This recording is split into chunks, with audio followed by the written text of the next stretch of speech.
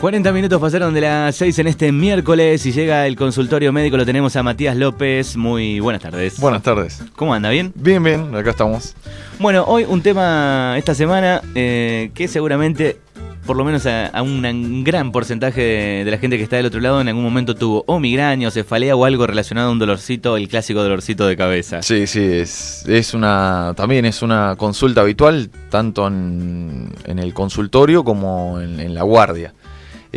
Muchas veces se asocia el dolor de cabeza como de acuerdo al tipo de persona y demás, a cosas muy graves, y por ahí la mayoría de las veces son patologías sencillas.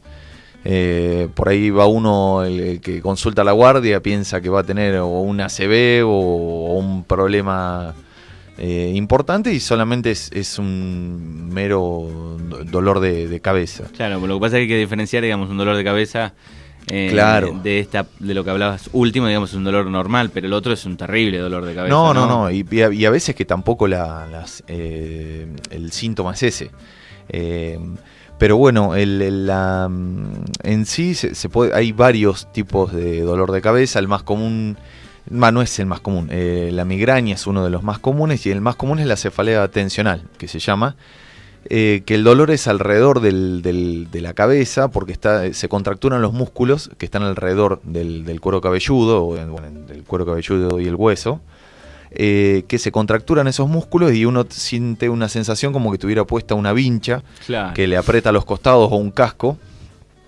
Y muchas veces eso tiene que ver con un dolor banal, de que no tiene ningún desencadenante, o por ahí uno está pasando momentos de mucha exigencia personal o algún problema de cualquier tipo, y ayuda a que uno tenga ese tipo de dolor.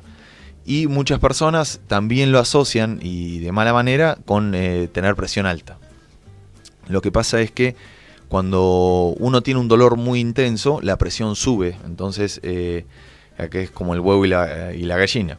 Entonces se toma la presión y está alta, pero puede ser en base a un gran dolor de cabeza, y no porque tuvo una crisis hipertensiva. Claro.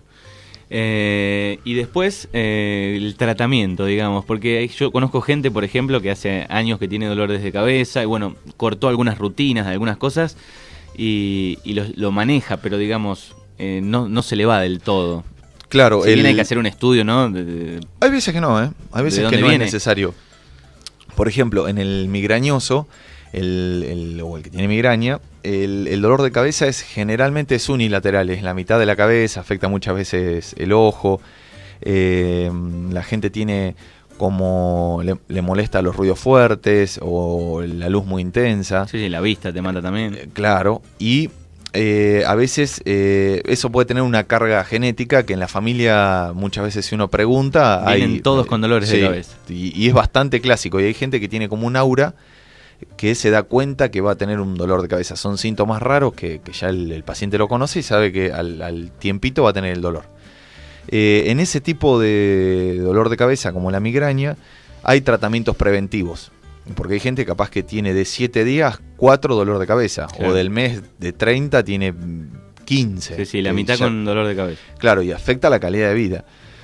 Entonces se cree que la migraña, los vasos del cráneo, del cerebro, se dilatan y se contraen más rápido de lo normal. Ese movimiento puede desencadenar, se cree, una de las posibles causas que afecta a eso. Entonces hay medicaciones que hace que ese movimiento del vaso sanguíneo sea más lento, entonces previene las crisis migrañosas, que por ahí, en vez de tener 15 días al mes, capaz que tenga 1 o 2 días, y bueno, que cambia muchísimo la vida cotidiana. Y está relacionado, tiene que ver, por ejemplo, con las comidas, por ejemplo. ¿Alguna comida puede hacer puntualmente que arranque el dolor de cabeza? Acá volvemos a lo de siempre. Todos los caminos conducen a Roma en este micro. Uno, por ahí, las bebidas con cafeína, ya sea el café, la Coca-Cola, las bebidas energizantes, todas esas ayudan a tener más crisis migrañosas, dormir mal, comidas con mucha cantidad de grasa, Todas esas cosas ayudan a tener este tipo de dolor de cabeza. Por eso se le dice a la gente como consejo, entre otras cosas, dejar de o disminuir la cantidad de consumo de ese tipo de... Ni hablar del cigarrillo. Del cigarrillo también, te lo dejé a vos. Sí, ni hablar del cigarrillo. Pero entonces se puede asociar a ese tipo de dolor. La cefalea tensional no es tanto al alimento, sino es a lo que hablábamos antes.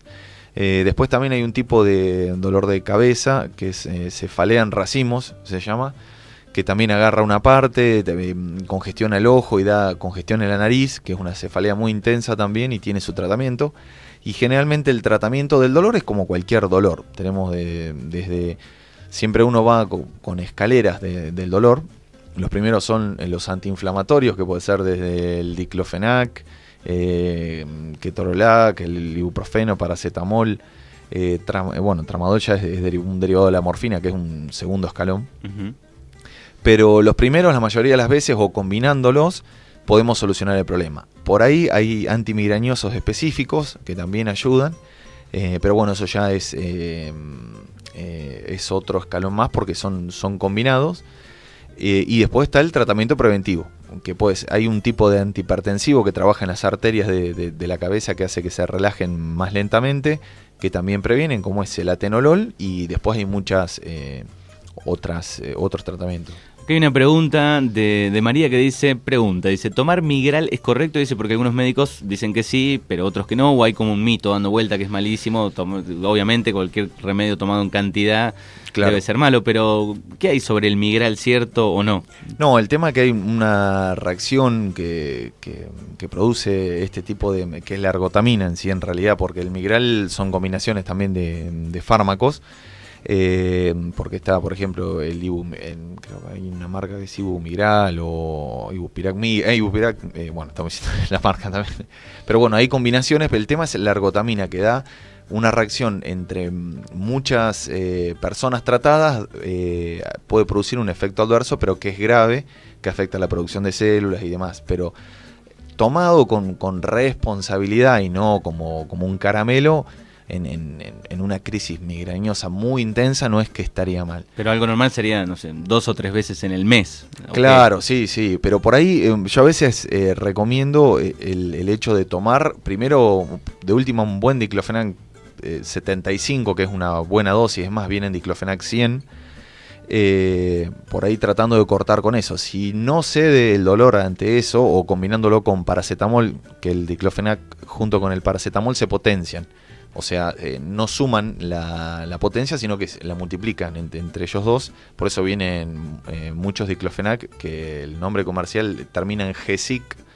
Esa es una buena combinación y se puede cortar un buen dolor. Lo que pasa es que el error que cometemos todos es aguantar el dolor hasta el máximo y ahí recién se toma el analgésico. El tema es que si yo paro el dolor en la cima, me va a tardar varias horas en ceder. Ahora, si yo soy un paciente que tiene frecuentemente dolor de cabeza y sé que me dura varias horas, cuando ni bien arranca el dolor, uno toma el analgésico, el control es en el corto plazo. Claro. Entonces, a mí me sucede, por ejemplo, el tema del dolor de cabeza. Cuando empieza a arrancar, si no lo ataco, ya sé cómo termina a las 3 o 4 horas.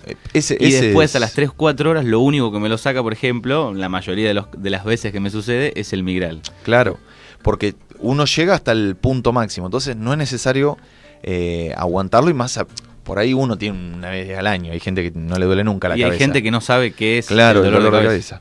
Entonces, por ahí el que ya sabe, en vez de tolerar el dolor, es conveniente, por ahí con una sola pastilla ya controlás el cuadro, y si no estás horas renegando hasta que se pueda ir el dolor. Pero la mayoría de las veces en la cefalea tensional no se hace ningún tipo de estudios. Cuando viene una migraña tampoco, muchas veces se hace un tratamiento, un estudio específico si no se trata, y después si no cede, ahí sí se hacen los estudios correspondientes. Y el que a uno lo asusta o que consulta a la guardia, el médico lo que hace cuando lo revisa, si es un dolor de cabeza infrecuente, le hace un examen neurológico que se evalúa el equilibrio, la sensibilidad, la fuerza que tiene el paciente, cómo están las pupilas, tomar la presión, un montón de cosas que ahí orienta al médico a que pueda hacer una causal sencilla o haya que pedir algún estudio o requerir a veces la internación.